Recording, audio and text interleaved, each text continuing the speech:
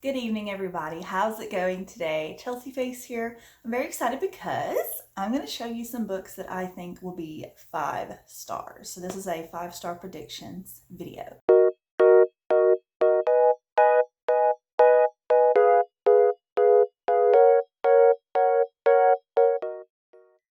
I will have to give you an update once I have finished reading all of these books and let you know if I was right or wrong about it. Some of these I sort of took a risk on because I've only read maybe one book by the author or none, but some of them I'm pretty sure that they're going to have 5 stars. So the first book on this list that I think I'm going to give 5 stars to is Clown in a Cornfield by Adam Cesar. This sounds literally, if you know me enough, this is a book that screams Chelsea. This has my name written all over it. The colors, the design of the cover is perfect. I absolutely love the idea of a teen slasher is my favorite genre. It's about a clown in a cornfield killing people. I think there's some like dark pasts going on in this book. Something that happens years ago involving the death of a kid sparks evil in the town, and Quinn Maybrook just wants to make it to graduation. She might not make it to morning. When Quinn and her father move to a tiny town with a weird clown for a mascot, they're looking for a fresh start. But ever since the town's only factory shut down, Kettle Springs has been cracked in half. Most of the town believes that the kids are to blame. After all, the juniors and seniors at Kettle Springs High are the ones who threw the party where Arthur Hill's daughter died. They're the ones who set the abandoned factory on fire and who spent all their time hosting pranks on YouTube. They have no respect and no idea what it means for hard work. For the kids, it's the other way around. And now Kettle Springs is caught in a constant battle between old and new, tradition and progress. It's a fight that looks like it will destroy the town until one homicidal clown with a pork pie hat and a red nose decides to end it for good. Because if your opponents all die, you win the debate by default. This sounds so good. I don't know what a pork pie hat is. I'll have to look that up and maybe put a picture here if I can find it. I have no idea what that is. But I'm still very, very, very excited about this book. I think it's going to be good. So, predicting that. The next book I think I'm going to give 5 stars to is The Wicked Fox by Kat Cho. This is a YA Korean mythos-based book. Her life is in his hands. His heart is in hers. 100 days to choose who lives. Sounds very interesting. I think it's a fantasy novel, if I'm not mistaken. We'll find out here. We're going to read it together. 18-year-old Gu Myung has a secret. She's a gumiho, a 9-tailed fox who survives by consuming the energy of men. Ooh.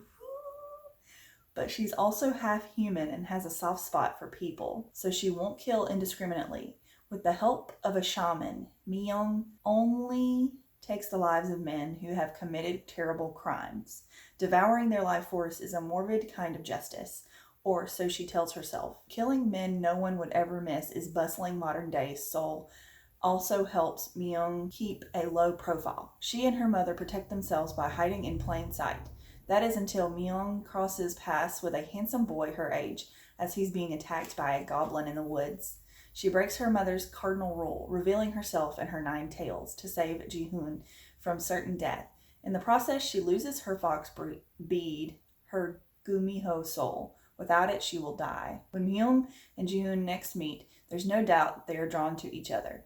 But their tenuous romance could be over before it even begins, as Myung's efforts to restore her fox bead by the next full moon ensnare them in a generations-old feud, forcing Myung to choose between her immortal life and Ji-hoon's. An enthralling tale inspired by Korean folklore and set in a rich contemporary fantasy world, Wicked Fox is an absorbing love story that heralds the arrival of an exciting new voice in YA. This sounds so good. It's giving me, a little bit of Shadow of the Fox vibes with the traditional aspect of like a fox demon, and in Japanese it's a kitsune, and here I forgot what she called it. A gumiho? Yes, a gumiho, a 9-tailed fox spirit, and that sounds so cool. Like, I love that. If you can see back here, I have Yoko Kurama and Kurama from Yu Hakusho, Fox Demon. Love them. They're like my favorite story creature character ever. And I just found this used, and it's a very thick book. I'm surprised at how thick it is for it being YA, but I'm very, very excited to read this. I think it's going to be so good, and I'm just really excited to pick it up. I think it might be one of my next reads. The next book on this list is Catherine House by Elizabeth Thomas. This is a book that I've seen a lot of controversy about here on BookTube, and I think the reason is because it doesn't really have a wrapped up ending from what people have described. I've heard some people say that this reminds them of Wilder Girls and the ending feeling that you get. If you watch my channel, you know I loved Wilder Girls. It was one of my favorite books of last year, or 2019. And I'm very excited to read this one because it sounds very culty as well, and I love cults. Catherine House is a school of higher learning like no other, hidden deep in the woods of rural Pennsylvania. This crucible of formist liberal arts study has produced some of the world's best minds, artists and inventors, prize-winning scientists, Supreme Court justices, presidents. For those lucky few selected, tuition, room, and board are free, but accepted comes with a price. Students are required to give Catherine 3 years, summers included, completely removed from the outside world. Family, friends, television, music, even their personal clothing must be left behind. In return, the school promises its graduates a future of sublime power, and that they can become anything or anyone they desire. Among this year's incoming class of Inez, I don't know how you say her name, I'm gonna have to look that up, who expects to trade her blurry teenage nights of parties, pills, cruel friends, and dangerous men for rigorous intellectual discipline, only to discover an environment of sanctioned revelry. Even the school's enigmatic director, Victoria, encourages the students to explore their minds and bodies to find themselves in their place behind the formidable iron gates of Catherine. For Inez, I'm going to say Inez just because it's easier to say. The house is the closest thing to a home she's ever had, but its strange protocols soon make this refuge with its worn velvet and weathered leather feel increasingly like a lavish prison. And when tragedy strikes, Inez begins to suspect that the school, in all its shabby splendor, hallowed history, advanced theories, and controlled decadence, might be hiding a dangerous agenda within the secretive, tightly knit group of students hiding its most promising and mysterious curriculum. Ooh. So I know some people said that you think this is going to be like an investigative book where she goes and tries to really dig up what's happening here. And that's what it makes it sound like in the synopsis. So I think that a lot of people are truthful in being misled as far as that synopsis goes, if that's the truth behind what the story is. I'm going to read it myself and kind of investigate it myself and see what I think about it. But it just really sounds interesting to me, and I'm very, very excited to read it. And even if it's not like groundbreaking, like mystery solved, I think I might still like it. So that's why I'm predicting some 5 stars. I think it's going to be interesting. The next one on this list is Imaginary Friend by Stephen Chbosky. This is a book I've had for a little while. It's very, very thick. I think this one total is over 700 pages. So yeah, it's a big one. But I want to read it. It sounds really good. It says it's about a single mother, Kate Reese, is on the run, determined to improve life for herself and her son, Christopher, who flees an abusive relationship in the middle of the night with her child. Together, they find themselves drawn to the tight-knit community of Mill Grove, Pennsylvania. Another Pennsylvania one. Weird. It's as far off the beaten track as they can get. Just one highway in, one highway out. At first, it seems like the perfect place to finally settle down. Then Christopher vanishes. For 6 long days, no one can find him, until Christopher emerges from the woods at the edge of town, unharmed but not unchanged. He returns with a voice in his head only he can hear, with a mission only he can complete. Build a treehouse in the woods by Christmas, or his mother and everyone in the town will never be the same again. 20 years ago, Stephen Chbosky's The Perks of Being a Wallflower made readers everywhere feel infinite. Now, he has returned with an epic work of literary horror. So, yeah, that's all I'm going to read. But this sounds really, really good. And I'm excited to check it out. I think this is going to be spooky. I've heard it's very Stephen King feeling in ways from certain people. And, I'm all about that life. And I'm just really excited to have like a good, long, spooky story about a kid with an imaginary friend. So that sounds really, really fun. Can't wait to check it out. The next book is Her Body and Other Parties by Carmen Marie Machado.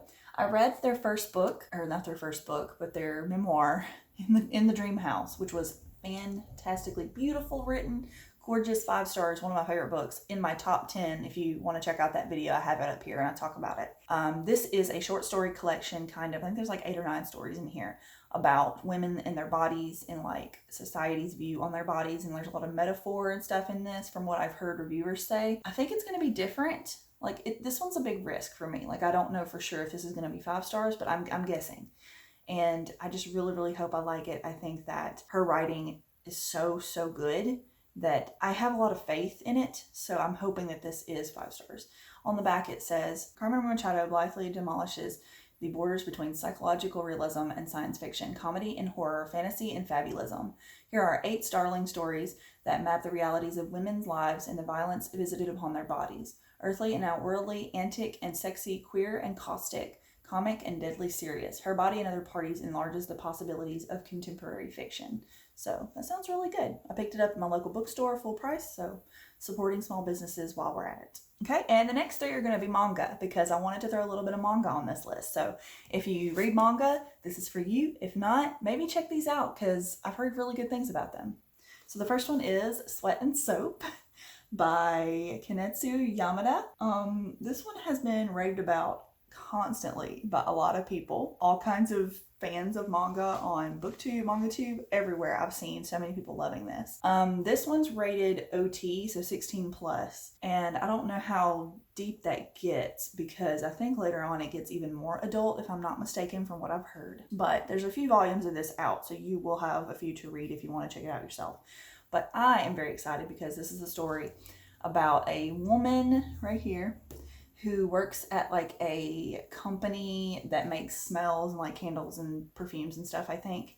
And she likes that place because it covers up her smell, and she thinks that she has like a really strong body odor, or like she thinks she stinks, and she's very self-conscious about it. And then this man here, he ends up working there too, and he smells her one day by walking by her or talking with her or something, and he loves it, and he like becomes kind of, it's a little bit fetishy sounding. He falls in love with her somehow that way, and they form a relationship. And I've heard this is like a really good indication like of a healthy relationship between 2 adults. And I'm very excited to read that, because, you know, a lot of manga, it's not super healthy relationships, or it's a lot of young kids, and you don't really get like a typical, you know, relationship between 2 grown people. So I'm very excited to read this. It's larger than a normal manga, so it feels, you know, like a book, not just like a little whatever. And I'm very excited to read it. The series sounds really fun and kind of smexy. I think it'll be something different that a lot of people like, and I think I will too. The next book on this list is one that I am 99% sure I'm going to love, because I'm already obsessed with the mangaka. It is Mermaid Saga by Rumiko Takahashi, my favorite mangaka. I'm very excited to read this. Anything that Rumiko Takahashi has touched, created, had work in, I have absolutely loved. So therefore, I think this is going to be at the top of the list. And I'm just really happy that I got this. It was very expensive. I got it brand new at a Barnes & Noble using some Christmas money that I had gotten. And I might end up buying the rest of them through like Right Stuff using like a coupon code or something, because these are very expensive, but they are nice. I will give them that. This is the signature editions. They're re-releasing some of her work via the signature, and it's beautiful. Like there's some raised text here. There's these little flecks of mermaid scales on the front, and even these French flaps that are like reflective and pastel-y. Oh, it's gorgeous. It's an absolute beautiful edition, and I'm very, very proud to have it, but I don't know if I want to pay almost $30 per book. So yeah, I really hope I like this. I think there's only supposed to be 3 of the original volumes, so I'm wondering if it's still going to be 3 of this. Either way, I'm very excited to collect it. This one's more of a horror story involving mermaids, which sounds very different for Rumiko Takahashi. The back, it says, they say that if one consumes mermaid flesh, one can attain immortality. Unfortunately, the more likely result includes becoming horribly deformed or turning into a vicious monster. Even if one were to gain eternal life, however, it is such an anomaly, a lucky blessing, or a terrible curse. Yuta becomes immortal when he unwittingly ate mermaid flesh, and now he seeks a way to become human again. Hundreds of years later, he encourages a volatile and determined young lady named Mana while searching for a mermaid. could this mysterious woman hold the key to save Utah's humanity? So it's, you know, like a very short little, it's got some short stories in it, I think, based off of that. Like they kind of skip around. I love the art flipping through it. It's absolutely stunning and I can't wait to read it. So yeah. The next book on this list is Waiting for Spring Volume 2. I absolutely loved the first volume. I think I either gave it 4 or 5 stars, and I like the idea of it and where it's going. So I think this one is also going to be a 5 stars. This is a manga story about a group of basketball players, and I don't normally like sports, but this one's a little bit light on the subject, so I think it might be good. And they befriended this girl who's like really shy and whatever, and you know, people will start getting jealous of her because she's getting all this attention from these boys, and I think she falls in love with one of the boys, and it's going to be a love story between them and then a friendship story between her and the rest of the group, I think. And so I'm very interested to see where that goes. And there are different types of guys in this. Like on the back here, it's got like, you know, the glasses character, it's got like the main guy, and then it's got another guy here, which I don't know a ton about the characters yet because I did just read the first volume. So I'm very excited to read it. I think it's going to be really cute and very sweet. And I've been told several times by some people on Instagram that this is their favorite manga. So I'm very interested to see if I also give it 5 stars. The next 2 are ones that I don't physically have yet, so I've got to pick them up. And that is Takoya Volume 2. This is a love story. The volumes are cut into 2 volumes per book. So I would be reading volumes 3 and 4 by this volume. And it's a story about these couples. There's 2 couples so far. One is this orange-haired guy and this green-haired woman who are real spicy and like real fiery towards each other, but they're all nerds. And then there's the other couple who's this blue-haired guy and this pink-haired girl. And they're a little more, you know, just dating for convenience. And they kind of start liking each other, but not much has happened between them. So it's very different dynamics of relationship and different stages of how long they've been together and everything. And they're all nerds, like gamers, otakus, fujoshis, just those kinds of people. And they're adults, and it's just a fun little time exploring their relationships and how they think that, you know, they have to be with each other because they're nerds and the world thinks that you're weird if you're an otaku. So they date each other for convenience, and it turns out to be, you know, a little bit of love story here and there. It's very episodic, so every chapter is like a totally different scene going on, not really connected to the last one. And there's some little shout outs to past chapters and stuff, but a lot of it's just like little episodes of their life, and it's very, very funny, very, very cute, and I can't wait to read the next volume. And the last one on this list is another one that I've pre-ordered but is not out yet. I think it comes out in February. It is Shortcake Volume 11. This series is one that I'm absolutely obsessed with at the moment. I think it's about to end, maybe like at the most 14 volumes or something. And I've pre-ordered the last 2 or 3 because I just can't wait. Like, I'm so excited to read them. And I do get them on sale when they're pre-ordered. I pay like less than $10 for every volume when I do it that way. So I recommend it if you're really, really loving a series and you're already that far into it. You might as well pre-order it. But yeah, this volume is volume 11, and the series is about a girl named Ten who is not really like other shoujo protagonists, in my opinion. I think she's a little more outspoken, a little more independent. Kind of tells you how she thinks it is, which I like to think that I am. Sometimes that comes off as mean, but I like to be real with people. I don't like to lie to people just to make them feel good. I like to be honest because I like honesty. I think that she really embodies that part of me that I like. I appreciate that in a character because, you know, typically in a shoujo, they kind of beat around the bush and they like drag each other out and they have a lot of unspoken like problems and issues that they just never talk about until the very end, and that's like the only way that you get those answers resolved. And here she straight up tells a guy she doesn't like him if he confesses his love to her, or she tells a guy that she does like him if she likes him. And people turn each other down, people accept things, and then she makes friends with these guys and these girls, and she's in this like boarding house. It's just a really fun, funny, sweet, sad, romantic time. And I love it. I think that this is a great series that more people should check out. And I think I'm going to give this volume 5 stars for sure. But yeah, I'm starting to lose my voice because I need water. But I hope you guys have enjoyed this video. I will be sure to make a follow-up video after I've read everything on the list. I don't know when that will be because, you know, my reading is mood. So hopefully it will be within the year. We'll see. I'm going to try to make that my goal. But I'll tell you guys what I think of them and if I was right or wrong. And we'll evaluate before we make the next video. But yeah, I hope you guys have a good day. Stay safe, and I'll see you in the next one. Bye, guys.